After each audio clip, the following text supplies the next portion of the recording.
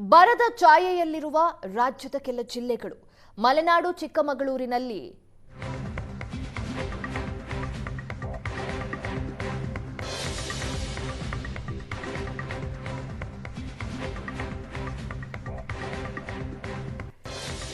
ಮಲೆನಾಡು ಚಿಕ್ಕಮಗಳೂರು ಭಾಗದಲ್ಲಿ ಮಾತ್ರ ಮಳೆ ಅಬ್ಬರಿಸ್ತಾ ಇದೆ. ನಿರಂತರ ಮಳೆಗೆ ಕಾಫಿ ಬೆಳೆಗಾರರ ಬದುಕು ಅತಂತ್ರವಾಗಿದೆ. ಒಂದ್ ಕಡೆ ಮಳೆ ಹೆಚ್ಚಾಗ್ತಾ ಇರೋದ್ರಿಂದ ತೊಂದರೆ ಕೂಡ ಆಗ್ತಾ ಇದೆ ರೈತರಿಗೆ. ಕಾಫಿ ಬೆಳೆಗಾರರ ಬದುಕು ಅತಂತ್ರವಾಗಿದ್ರೆ ಇನ್ನೊಂದು ಕಡೆ ಬರದ ಛಾಯೆ.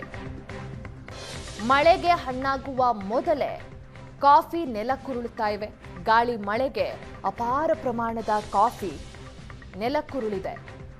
ಬೆಳೆ ಕೈಗೆ ಬರೋ ಮುನ್ನವೇ ಅಪಾರ ನಷ್ಟವನ್ನ ಇಲ್ಲಿ ರೈತರು ಎದುರಿಸ್ತಾ ಇದ್ದಾರೆ. ಇದರಿಂದ ಕಂಗಾಲಾಗಿದ್ದಾರೆ ರೈತರು.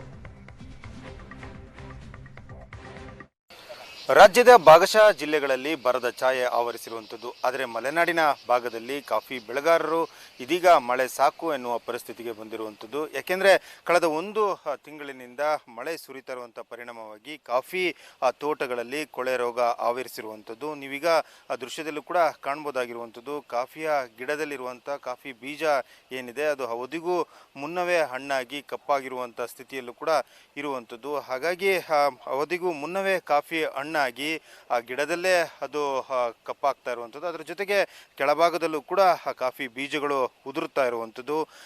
ಈ ಬಾರಿ ಮಳೆ ತಡವಾಗಿ ಆರಂಭ ಆಯಿತು. ಮಳೆ ತಡವಾಗಿ ಆರಂಭವಾಗಿದ್ದಲ್ಲದೆ ಜುಲೈನಿಂದ ಆಗಸ್ಟ್ನವರೆಗೂ ಕೂಡ ನಿರಂತರವಾಗಿ ಸೋನೆ ಮಳೆ ಬರ್ತಾ ಇರೋದ್ರಿಂದ ಮಲೆನಾಡಿನ ಭಾಗದಲ್ಲಿ ಶೀತದ ವಾತಾವರಣ ಇರುವಂಥದ್ದು. ಅತಿ ಹೆಚ್ಚು ಶೀತ ಹಿನ್ನೆಲೆಯಲ್ಲಿ ಕಾಫಿ ಹಾಗೆಯೇ ಅಡಿಕೆ ಬೆಳೆಗೂ ಕೂಡ ಕೊಳೆ ರೋಗ ಆವರಿಸಿರುವಂಥದ್ದು. ಅವಧಿಗೂ ಮುನ್ನ ಕಾಫಿ ಗಿಡದಲ್ಲಿ ಹಣ್ಣಾಗಿರುವಂಥ ದೃಶ್ಯವನ್ನು ಕೂಡ ಕಾಣಬಹುದಾಗಿರುವಂಥದ್ದು. ಇದು ಒಂದೇ ತೋಟದ ಸ್ಥಿತಿಯಲ್ಲ, ಮೂಡಿಗೆರೆ ಹಾಗೆಯೇ ಕೊಪ್ಪ, ಶೃಂಗೇರಿ ತಾಲೂಕಿನಾದ್ಯಂತ ಕಂಡು ಬರ್ತಿರುವಂಥ ದೃಶ್ಯವಾಗಿರುವಂಥದ್ದು.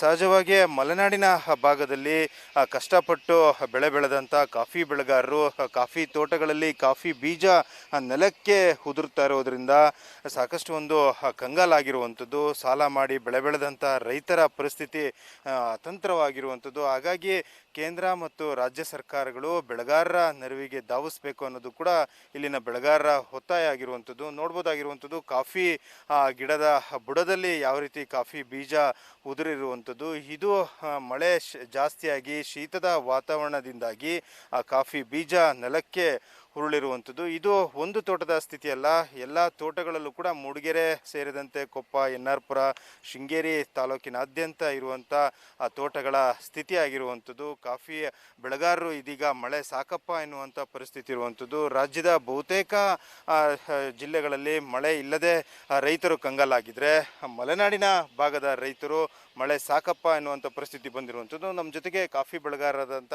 ಸಂತೋಷ್ ಅವರು ಕೂಡ ಇರುವಂಥದ್ದು. ಸರ್, ಯಾಕೆ ಮಳೆ ಸಾಕು ಅಂತಿದ್ದೀರಾ? ಏನಾಯಿತು ಪರಿಸ್ಥಿತಿ? ಮುಂಗಾರು ಪ್ರಾರಂಭದ ದಿನಗಳಲ್ಲಿ ಮಳೆನೇ ಇರಲಿಲ್ಲ.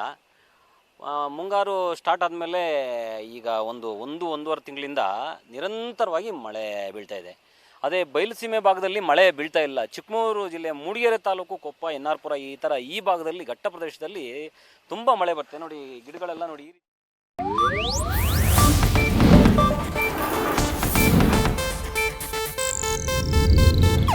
ಇದು ಏಷ್ಯಾನೆಟ್ ನ್ಯೂಸ್ ನೆಟ್ವರ್ಕ್ ಪ್ರಸ್ತುತಿ.